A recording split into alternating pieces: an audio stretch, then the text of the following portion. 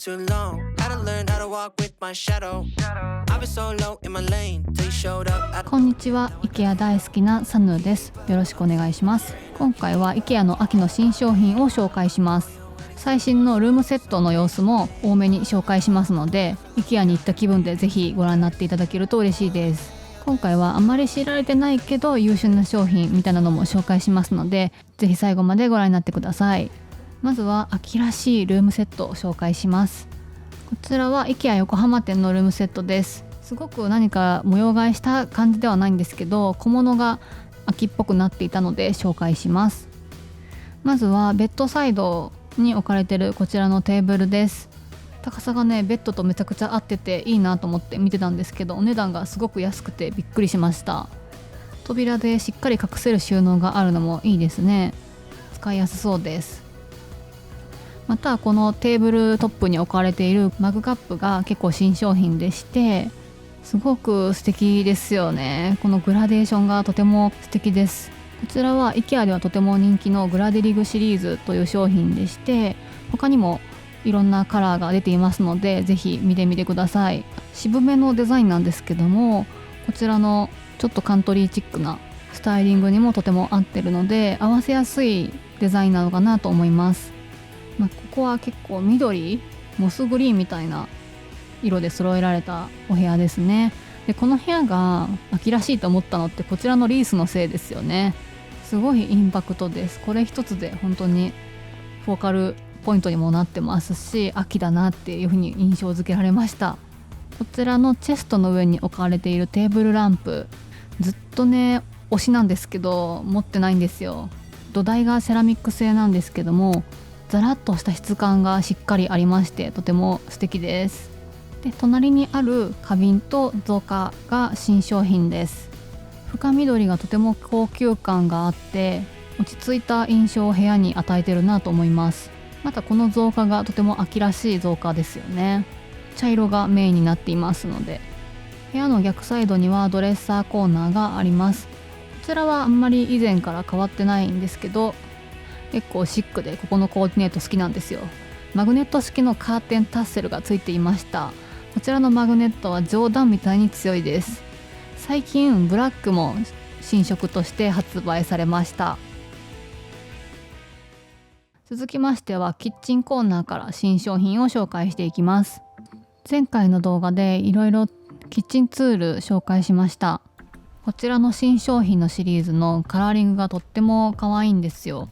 でも一個だけ穴の開いたお玉みたいなものが見つけられないなと思ってたんですよ。そしたらこちらのザルのコーナーに置いてありました。確かにちょっと大きめなんですよね、思ってたより。だからこれはもはやザルなのかなということで、こちらのコーナーに並べられているのかなというふうに思いました。先端がちょっとこう尖ってて使いやすそうです。すくいやすそうだなと思いました。多分皆さんが想像しているよりも 1.3 倍ぐらいは大きいですよね。ザルコーナーにあるでしょで IKEA のザルは、私はこのパンチングのザルがとてもお気に入りでございます。これを使い出してからやっぱパンチングのザルってやっぱ目が詰まりにくくて洗いやすくていいなって気に入りまして、ちっちゃいのも欲しくなったので Amazon でですね、これのもうちょっとちっちゃいバージョンみたいなのを買いました。最近貝印っていうメーカーのものを買いました。でインスタグラムの DM の方に最近これ買ってめっちゃ良かったんですよっていう風に教えていただきました。確かにこれ新商品なんですけど紹介してなかったなと思いまして、今回紹介します。すごくミニサイズのボールなんです。とても深めでして、ミニサイズで深めっていうのがとても使いやすくておすすめというふうに教えていただきました。食洗機対応となっています。私この大きいサイズ使ってるんですけども、滑り止めが結構効いてますし、あと注ぎ口が何気に便利なんですよね。はい、私が使ってるのこちらですね。こちらは、この大きいサイズともうちょっと小さいサイズの2つセットで売られています。で今は白しかないんですけど、タイミングによっていろんなカラーが売られています。深型であることでこぼれにくさが本当に安心感があります。またこういう深型のボールって他社からも出てると思うんですけど、 IKEA のは足がついてまして安定感があります。で足には滑り止めがさらについてまして作業性もいいなというふうに思います。で大きいので収納場所に困るかなと思われると思うんですけど、意外とこういう引き出し、一般的な引き出しに入る大きさです。はい、ちょっとこの滑り止めの効き具合を伝わりますでしょうか。いや伝わんないですよね。ちょっと滑り止めが効いてるんですよ。はい、おすすめレビューありがとうございました。前回投稿した動画でこちらのフライパンの取っ手が少しクラックが入ってしまったという話をしました。やっぱりこの根元にだけでもオイルを塗るのがいいんじゃないかっていうお話をシェアさせていただいたんですけども、するとこちらの種類だけじゃなくってもう一つ新商品のフライパンシリーズがあるんですけども、はい、こちらも購入された方が根元に一応オイル塗ってるよっていう風に教えてくださりました。ありがとうございます。私もてっきり同じシリーズなのかなと思ったんですけど、全然違うんですね。こちらの方がずっしりと重みがありました。フライパンに注ぎ口がついてるの珍しいですね。蓋がセットになっているタイプもあります。濃いブラウンと落ち着いたブルーの組み合わせ、カラーリングがとってもおしゃれですよね。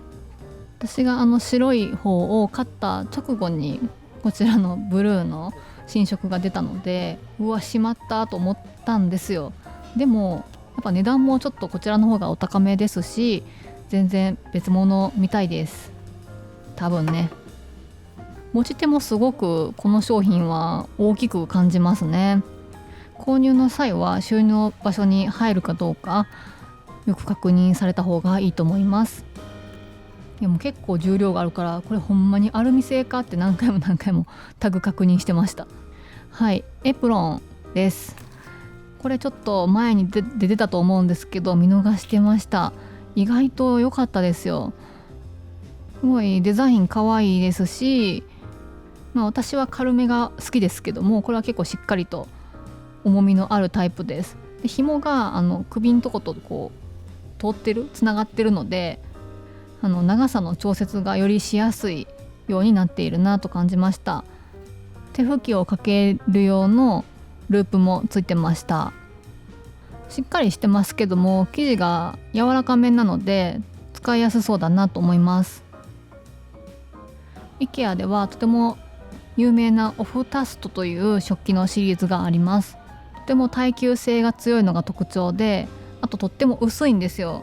陶器っぽいんですけどガラス製だからなんです。でこの水玉が最近出まして、もともとは白一色だったんですけど実際使ってる様子を見ることができました。いや今日もパンダくんはいろんな仕事をさせられてますね。水玉の食器を実際使ってるところをホテルの朝食会場で見ることができました。ポップな雰囲気で使うならありなんですね。もうすごい目がいきますしね。また商業利用できるほど頑丈だとも言えると思います。続きましてはこちら最近出た紙製のファイルボックスを紹介します。今これ映ってるのが白で黒色も出ています。で IKEA ではティエナというファイルボックスがずっと主流だったんですけども、もうそれがね置いてなかったのでこれに置き換わるんだなというふうに理解しました。確かに大きさは同じです。ちょっと窓のところの作りが違うんですよね。私はティエナの方をたくさん家で使ってますので、もうリピートできないのは残念ではあります。紙製のファイルボックスは今 IKEA ではもう一つチョーグというシリーズもあります。こちらはネームプレートを入れられる場所がついてまして、ちょっとこじゃれた雰囲気です。今はこのチャコール色しかないみたいでした。こちらは最近 YouTube で拝見したんですけど、整理収納アドバイザー収納のプロの安田未来さんも YouTube でこちらおすすめだよとおっしゃってました。見た目がおしゃれなのでオープンラックなんかにも使ってるみたいです。実際にお客様宛ての収納プランにもよくお使いになるとのことでした。詳しくは安田未来さんの YouTube ご覧になってみてください。ただね、チョークももうすぐ販売終了みたいなんですよ。なのでこれからはこの新商品のファイルボックス一択になるのかな、どうなんでしょう。またね、こういうおしゃれなタイプも出てほしいなと思います。で、我が家はティエナを使ってるんですけども、実際の使用例を紹介したいと思います。やっぱね、単価めっちゃ安いですし、このビリーっていう本棚をお使いの方にはもうマストだと思います。ちょっとね、だいぶカオスなんですけど、子供部屋で使っているビリーっていう本棚の中を紹介してます。ここは終わったプリントをポイポイ入れる用のボックスにしているみたいです。もうたまたま夏休みだったんで空っぽでしたけども。で、こちらは歩みレベルで残しておきたいものをクリアファイルに入れて残しているみたいです。で、結構子供が長年扱ってる割には綺麗かなと思います。ちょっと伝わるかわからないんですけども、結構頑丈なんですよ。思ったより頑丈です。しっかりした紙でできています。で、なんでビリーにこれがマストかっていうと、この本棚は奥行きが浅いんですね。で、無印のファイルボックスだと飛び出ちゃうんですよ。ほんとこれだけは注意です。で、うちは扉をつけてますけども、そうね、無印のファイルボックスだと扉が閉まらないという事態に陥ります。ちなみに他にはどんなボックスを使っているかというと、こちらは IKEA のクッキースシリーズのボックスです。奥行きがこの向きに置くとぴったり入ります。クッキースはプラスチック製でとても丈夫なので、結構重たいものを入れても安心感があります。もうざっくり折り紙が大好きなので、折り紙グッズ工作セットみたいなのがここには入っています。左のボックスはニトリのボックスです。こちらも奥行きがぴったりです。